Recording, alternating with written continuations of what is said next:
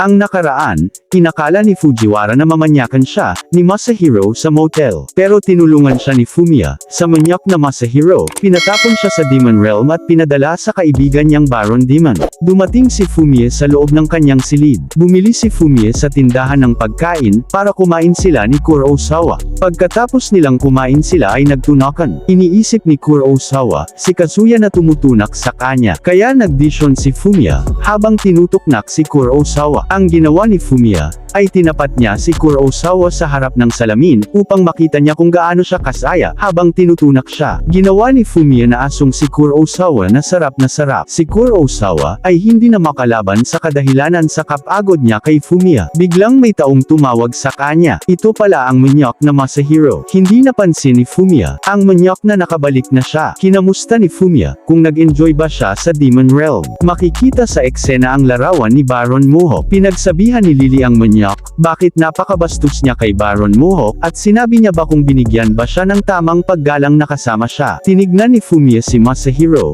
may nakitang kakaibang nakita.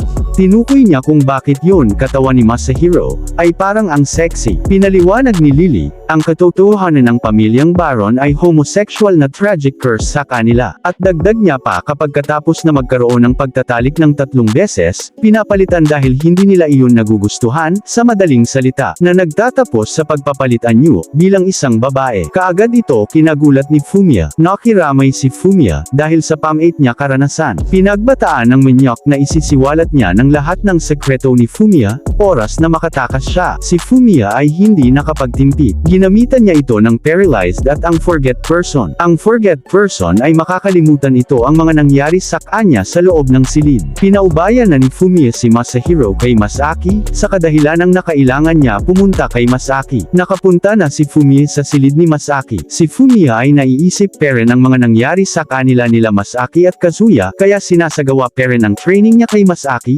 dahil nasaktan ang kayang damdamin. Patuloy pa rin si Fumiya sa page ensayo nila ni Masaki, pero siya ay natatakot na pagtaksilanan siya ulit. Sinabi ni Fumiya, upang mangyari ang gusto niya na maging slave niya si Masaki, ay kailangan niya ng ganun pamamaraan. Makikita si Ryuko at kasama si Torture. Sinabi na si Ryuko lang ang nakaabot sa slave na Stados at si Kurosawa ay na-stuck sa subservient. May naisip na theory si Fumiya, kung pinagpatuloy niya ang ganun paibig, hindi nila maaabot ang Stados na slave. Upang maabot ni Fumiya ang status slave, kailangan niya mag-iwan ng peklat sa kanila ng permanent sa buhay nila, masamaman o hindi. Nai-image ni Fumiya, na magkakaroon ng galit sa kanya si Masaki at magkakaroon ng sobrang sakit sa puso niya, dahil sa proseso. Sinabi ni Fumiya, na ayun na ang huling niyang plano ng paghahanda sa loob ng silid. Nagising na si Masaki sa paggising niya. Nakita ni Masaki, na may problema si Fumiya kaya lumapit. Nakita ni Masaki,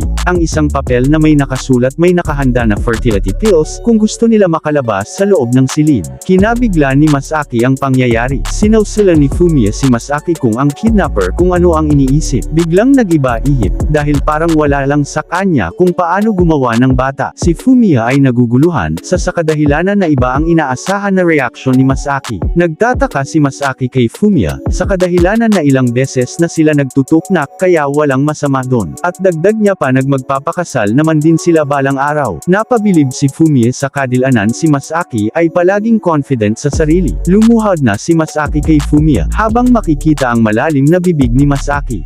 Sinabi ni Masaki na kailangan na niyang ibigay sa kanya ang pills, at binigay na ni Fumiya, habang inakit niya si Fumiya na gumawa ng sariling anak. Sila ay nauwi sa tunakan. Makikita sila Masaki at Fumiya, na nagpapahinga pagtapos magtunak. Si Masaki ay tuwang-tuwa na magkakaroon sila ng anak ni Fumiya. Biglang lumitaw ang screen, narinig ni Fumiya na si Masaki Haneda ay nagpalit ng estado, ang dependent, at may nakuhang si Fumiya ng mga rewards. Ito ang marker, ang kakayahan ng marker, upang malaman kung nasaan ang mga bihag niya na kahit sino subservient man o mas mataas pa.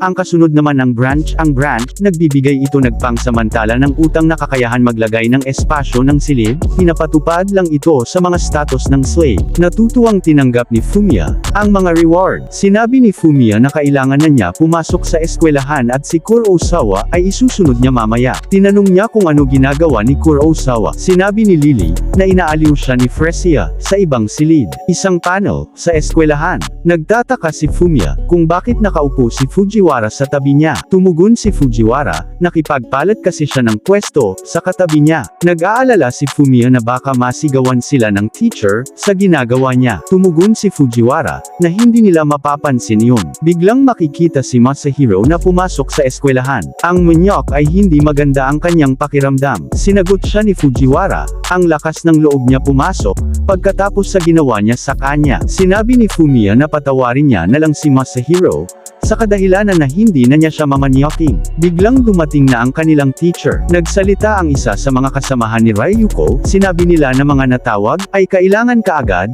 pumunta sa principal office. Biglang may gustong sabihin si Masahiro sa detective, isisiwalat niya ba ang mga nalaman niya? Isang banda, sa toilet ng mga babae. Isang panel, kinakain ni Ryuko ang demon sword, ni Fumiya. Tinanong ni Fumiya, ang mga sinabi ni Masahiro ay hindi magagamit sa ginawa niyang kaso.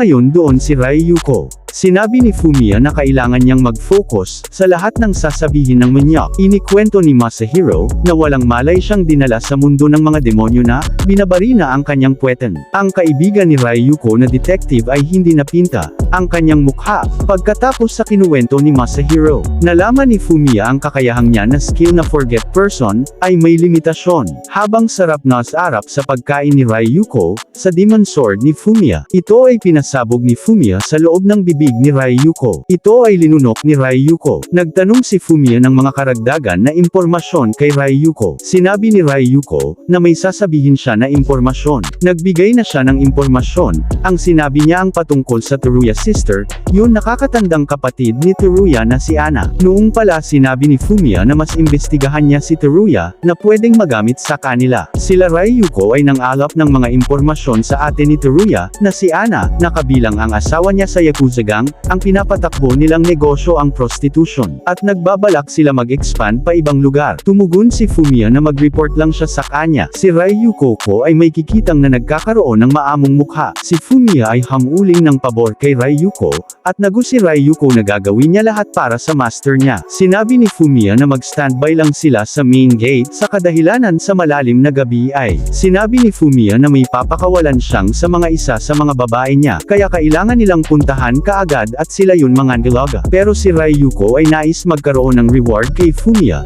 Sumangayon si Fumiya na bibigyan siya kapag maayos niyang nagawa. Sa kabilang panel, makikita ang mga track and field athlete na nag-uusap. Ang mga track and field ay iba ay third year na. Una si Shimonatsumi, Uitashiro, at isang second year na Shiratori. Pinag-usapan nila ang pagkawala ni Masaki, kung sino ang dumukot sa kanya. Sinabi ni Shiratori ang dumukot kay Masaki ay si Fumiya. Kaagad naman, hindi naniwala si Natsumi sa sinabi ni Shiratori. Sinabi niya ang mga kadahilanan na hindi ganoon kalakas si Fumiya para magkaroon ng physical strength upang kayanin mangdukot ng isang tao, at dagdag niya pa na palagi siya uma-attend sa klase. Sinabi ni Shiratori na unang nawala si Kurosawa dahil binubuli siya ni Kurosawa, kaya siya unang kinidnap. At dagdag niya pa, dahil sa hindi pagtanggap sa love letter niya na ginawa ni Fumiya para kay Masaki, kaya isunod na niya si Masaki. Sinabi niya na sakalin nangyari iyon pwede magkaroon ng ibang kahulugan. Si Shiratori sinubukan niya pinag-connect ang mga nangyayari. At dagdag niya pa, ang paghihiganti at ang kayang minamahal at kidnap, kahit isa dyan, ang unang magbe-benefit si Kijima Fumiya. Sinabi ni Shiratori sa kanila na kailangan nilang layuan si Fumiya para sa kaligtasan nila. Isang panel makikita si Fumiya na nakauwi na sa kanyang bahay. Si Fumiya ay handa na tunakan si Kurosawa. Siya ay pupunta na sa silid ni Kurosawa. Nakipagkita na si Fumiya kay Kurosawa, bumungad maganda katawan ni Kurosawa, at dagdag niya pa ang kanyang suot na erotic. Sinabi ni Fumiya sa kanya na kailangan niya kumalma sa pagiging maganda ni Kurosawa dahil masisira ang kanyang plano. At dagdag niya pa na ang kailangan niya ay maging maghalimaw sa kama at maging gentleman. Nagawa na ni Fumiya ang pagiging halimaw na pagtunak, kailangan niya naman ipakita sa kanya na gentleman siya. Kaya pinuri ni Fumiya si Kurosawa sa damit ni Kurosawa. Si Kurosawa ay napasaya niya dahil sa sinabi niya. Tinlungan siya ni Fresia mag-ayos ng buhok at mamili ng susuotin niya. Sinabi ni Fumiya na may kailangan siya sabihin na napaka-importante kaya kailangan niya makinig sa kanya. Pinapili niya si Kurosawa kung siya ba o si Kazuya. Biglang humingi ng pamanhing si Kurosawa dahil mas pinili niya pa din si Kazuya. Inaasahan na ni Fumiya ang isasagot ni Kurosawa. Sinabi niya kailangan na niya mag-isip kung paano diskarte upang makuha siya. Kahit na ikulong niya si Kurosawa sa silid, ay hindi pa din magbabago na hindi niya maabot ang status na slave. Biglang tinikman ni Kurosawa ang Demon Sword ni Fumiya. Habang linalamon ni Kurosawa ang Demon Sword ni Fumiya, sinabi ni Kurosawa na totoo ang kayang nararamdaman, hindi siya nagsisinungaling. Tinuruan din siya ni Frisha kung paano maging matyaga bago gawin iyon.